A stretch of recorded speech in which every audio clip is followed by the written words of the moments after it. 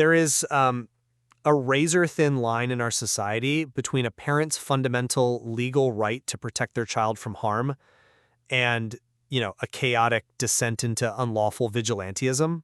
Right. Usually, that line is guarded by the justice system. But what happens when those guards abandon their posts?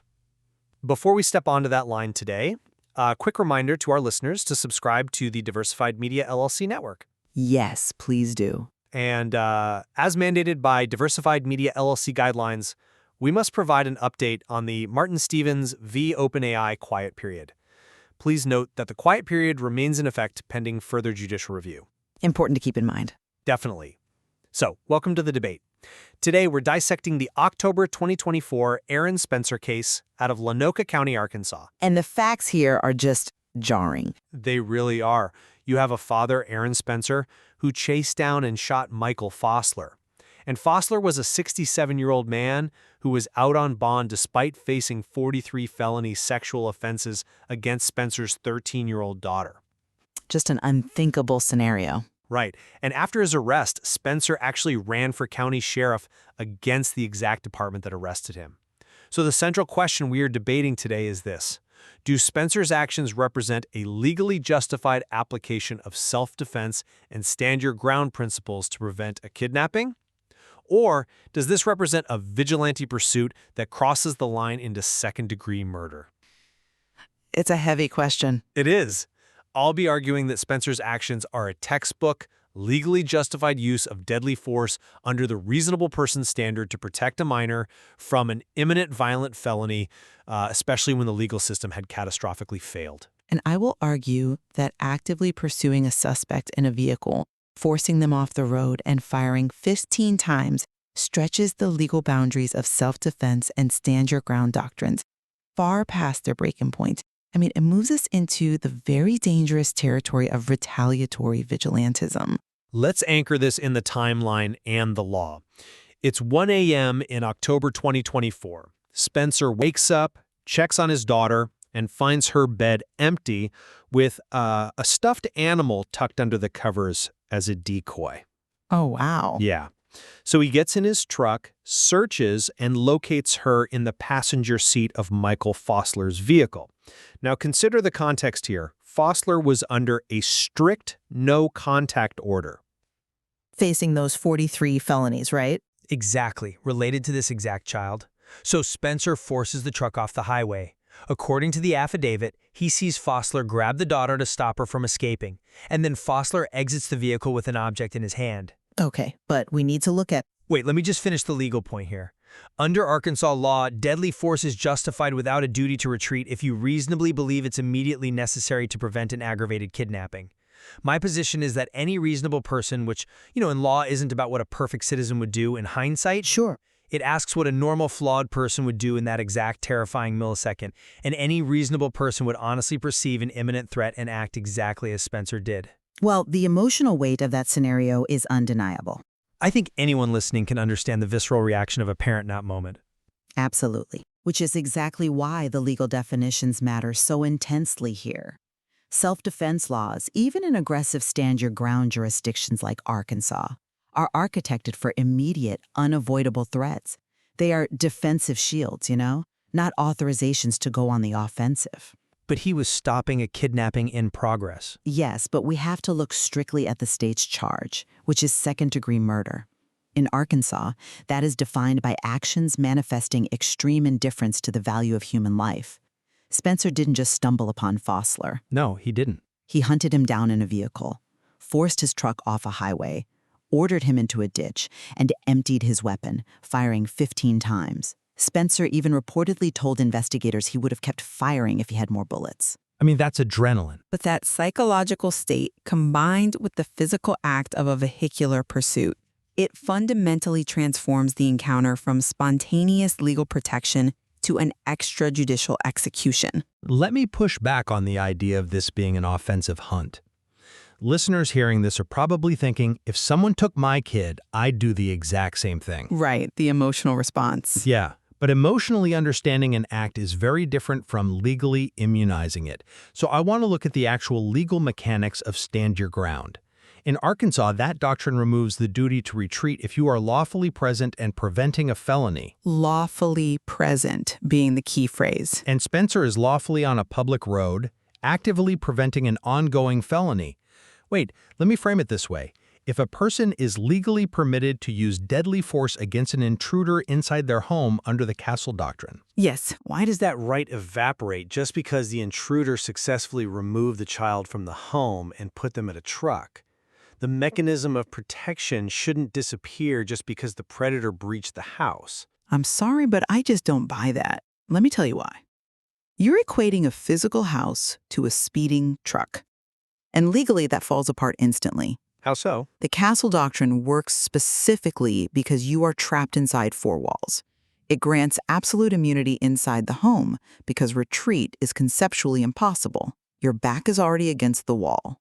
Okay. Think of stand your ground as a legal anchor. You drop it where you stand to stop a sudden threat. But Spencer didn't drop an anchor.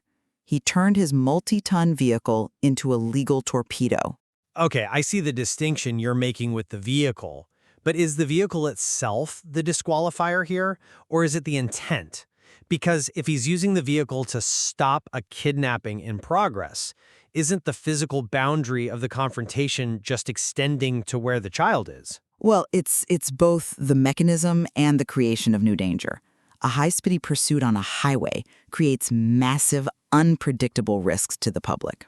Sure, there's risk.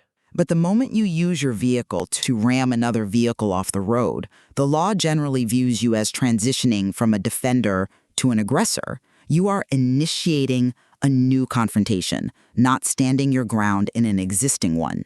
That physical boundary of the vehicle is crucial, but it doesn't exist in a vacuum.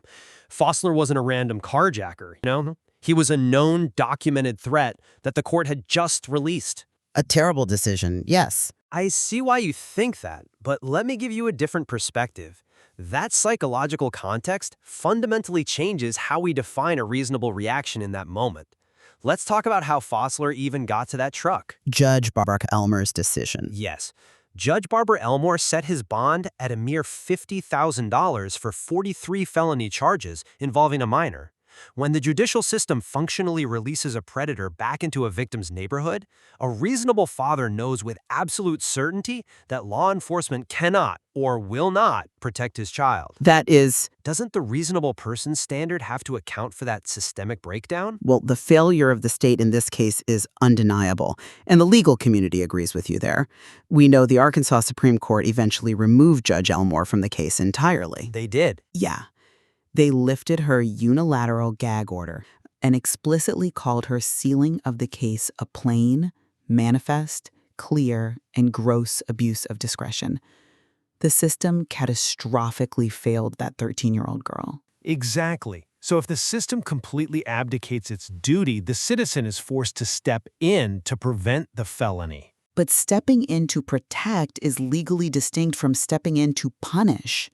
Systemic failure does not legally authorize private citizens to become judge, jury, and executioner. He wasn't acting as an executioner. He was acting as a father. If we legally validate the premise that a disastrous bond decision grants a victim's family the right to conduct a 15-shot roadside execution, we are completely dismantling the rule of law. We'd be endorsing a standard where subjective frustration with the courts becomes a literal license to kill. I wouldn't call it subjective frustration, though. I'd call it an objective assessment of reality. But the law of Spencer saw the system fail, so when he saw the object in Fossler's hand in that ditch, his assessment of the lethal threat was heightened by facts. And we have to look at how that objective assessment was subsequently validated by the very system you say you subverted. You're talking about the dismissal of the charges and the sheriff's election? Right. Let's explore that aftermath. Special Circuit Court Judge Ralph Wilson Jr. dismissed the murder charges against Spencer, and he didn't just throw them out randomly. Because of the dash cam footage, right? Exactly. He cited the egregious mishandling of the dash camera and SD card evidence by the arresting officers. Let's explain why that matters mechanically. When the arresting officers mishandled that SD card, they didn't just lose a piece of video footage. They broke the chain of custody. They broke the chain of evidence required to prove Spencer acted with extreme indifference rather than spontaneous panic. They legally gutted the prosecution's ability to prove second-degree murder. That's a vital point about the mechanics of the dismissal. The state structurally compromised its own case and couldn't meet its evidentiary burden. But what happened next is what troubles me deeply from a legal precedent standpoint. You mean the election? Yes, Spencer ran for Lonoke County Sheriff against John Staley, the 13-year incumbent whose deputies arrested him. And he won the Republican primary with 53.5% of the vote. To me, that is the community evaluating the facts, evaluating the system's failure, and applying their own reasonable person standard at the ballot box. But they looked at the totality of the circumstances and concluded his actions were justified. that's a compelling argument. Have you considered the chilling precedent that sets? We are looking at a scenario where an accused murder defendant runs a political campaign against the very prosecuting attorney's office and sheriff's deputies that investigated him. It's definitely unusual. Winning an election does not retroactively rewrite the statutory definition of self-defense. It highlights the profound danger of politicizing vigilante actions. If a man who conducted a 15-shot roadside execution becomes the chief law enforcement officer of the county, it sends a message that accountability is entirely subjective. I see your point. It says that if your story is sympathetic enough, the statutory limits of deadly force simply no longer apply to you. Well, to summarize my position, Aaron Spencer's actions were the grim, tragic, but legally justified result of a system completely failing to protect the innocent. When a father finds his child in the hands of a documented predator released by a negligent court, the application of deadly force to stop that kidnapping is precisely what self-defense doctrines are designed to protect, regardless of whether it happens in a living room or on a highway. And my position remains that while the justice system undeniably failed this family, stretching stand-your-ground laws to cover a vehicular pursuit and a 15-shot execution fundamentally undermines the rule of law. Defensive force is meant to stop an immediate physical threat, not to serve as a tool for retaliatory justice. We certainly share a mutual agreement that the judicial system's handling of Michael Fossler, particularly Judge Elmore's bond decision, was a catastrophic failure that precipitated this entire tragedy. Absolutely. Where we remain in profound disagreement is whether a citizen's violent, offensive pursuit can ever be legally defined as self-defense, even in the wake of such a systemic failure. There is far more to explore in this material, particularly regarding how communities respond when legal protections completely break down. Right. And how the reasonable person standard evolves in the court of public opinion. Which brings us back to that razor-thin line we started with. When the state removes the guardrails of justice, do we accept the chaos of the citizens stepping in to draw the line themselves in the dirt? Or, well, in this case, on a dark Arkansas highway? If you want to dive deeper into these complexities, we strongly encourage you to subscribe to the Diversified Media LLC network, leave us a review, and join the premium tier for exclusive, ad-free intellectual discourse.